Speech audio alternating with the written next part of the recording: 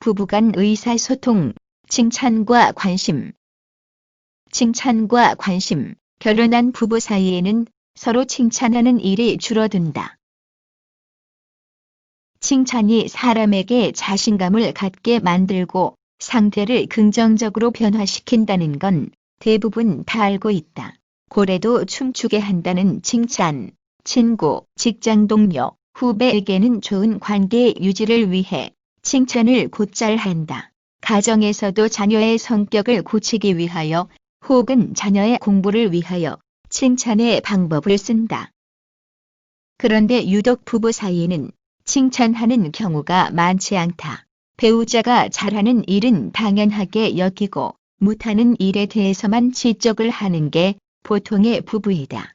부부 사이에 무슨 칭찬이냐고 생각하는 사람도 있는데 틀린 생각이며 다른 관계보다 더욱 친밀감이 중요하므로 칭찬을 습관화해야 된다.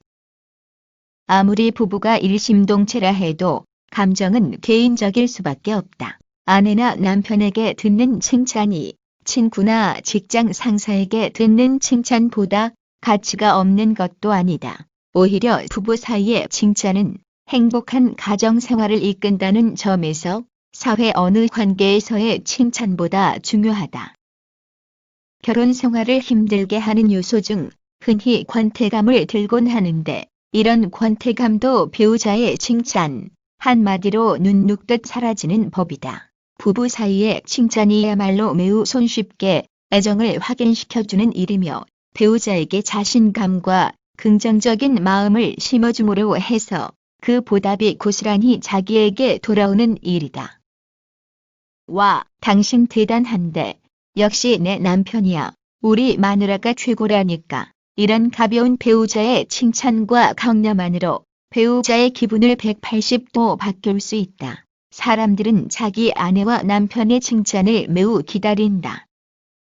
자신이 한 집안의 아내 역할, 남편 역할, 부모 역할을 잘하고 있다는 말을 누구나 듣고 싶어 한다. 그런 말을 들으면 스스로 당당해지면서 사회의 누구를 만나더라도 떳떳한 기분을 갖게 된다. 사회생활에서 자신감의 원천이 되는 것이다. 그러나 가정에서 인정받지 못하는 사람은 다른 인간관계에서 곧잘 자기방어적인 효세나 가시를 하게 된다. 그리고 만족스럽지 못한 결혼 생활을 하고 있다는 불만도 쌓이게 된다. 큰 칭찬만 중요한 것이 아니다. 큰 칭찬을 한다고 자연스럽지 않고 가식적이고 사실이 아닌 칭찬은 오히려 비웃음으로 받아들여질 수 있다. 배우자에게 아주 작은 장점이라도 보이면 나중에 한꺼번에 한다고 미루지 말고 그 즉시 칭찬하도록 하라. 그 보답 또한 즉시 돌아오게 된다. 칭찬은 바로 관심과 애정인 것이며 따라서 배우자는 그 칭찬 한마디로 당신의 모든 결점을 눈감아준다. 외도를 하는 사람들로부터 그 이유를 들어보면 배우자와 애인을 비교하는 것과 관련이 많은 것을 알 수 있다. 배우자는 덤덤한 상태를 넘어 냉정하고 쌀쌀맞은데 애인은 부드러운 봄바람이나 시원한 여름바람처럼 다양하게 칭찬하면서 상대를 감동시키고 자존감을 채워주기 때문이다. 영석과 현영은 문학 강의에서 만났다. 강사가 내준 숙제를 발표하던 날 영석의 글 발표 내용을 듣고 현영이 영석에게 호감을 갖게 되었다. 영석 씨 글은 참 오묘해요. 착한 듯 하면서도 독한 기미가 있는 것 같기도 하고요. 매력적인 글이라 말할 수 있어요. 현영의 칭찬이 그리 나쁘지 않았던 영석은 현영의 죄안에 같이 차를 마시고 이후 같이 여행까지 하는 사이가 되었다. 여행 중에도 영석은 자신의 글감을 가지고 매진하였다. 당신이 글 쓰고 있는 모습을 보면 내가 다 행복하다니까요. 당신도 글 쓸 때가 가장 좋죠. 당연하지요. 나를 이렇게 칭찬해주는 사람이 있으니 나도 신나요. 그런데 글만으로는 먹고 살 수 없을 것 같은데 그래도 괜찮겠어요?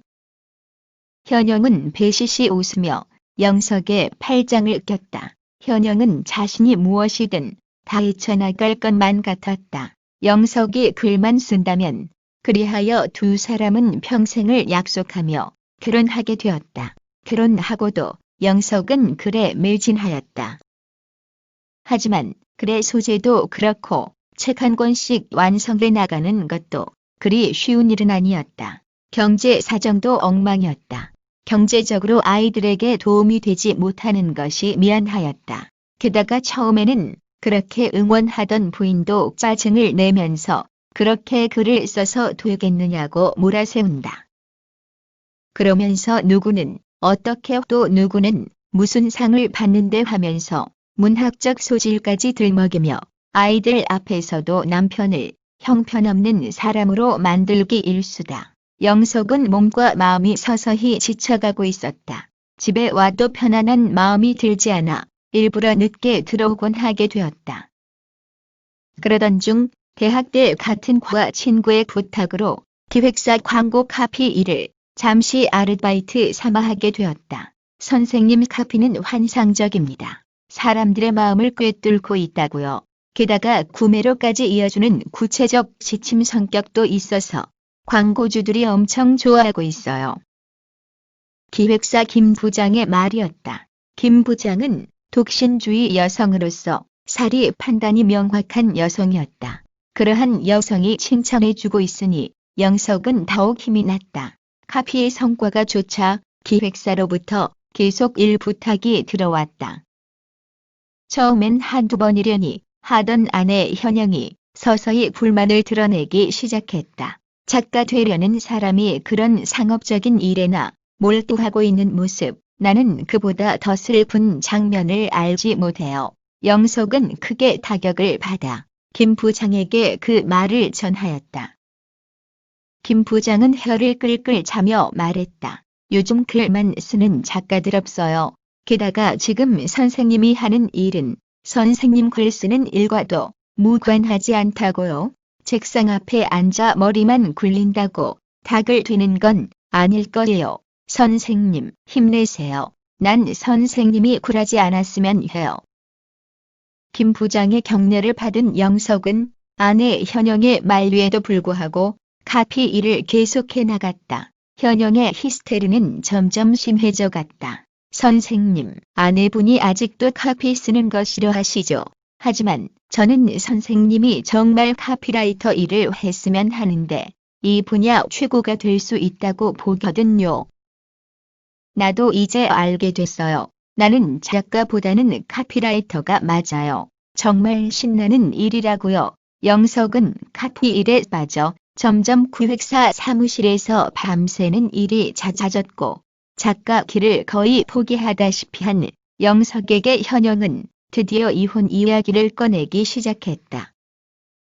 이즈음 김 부장은 영석의 카피 일에 거의 한 몸이 되어 주었고 격려를 잊지 않았다. 어느 날 밤을 새며 일을 하던 중 김 부장이 말을 던졌다.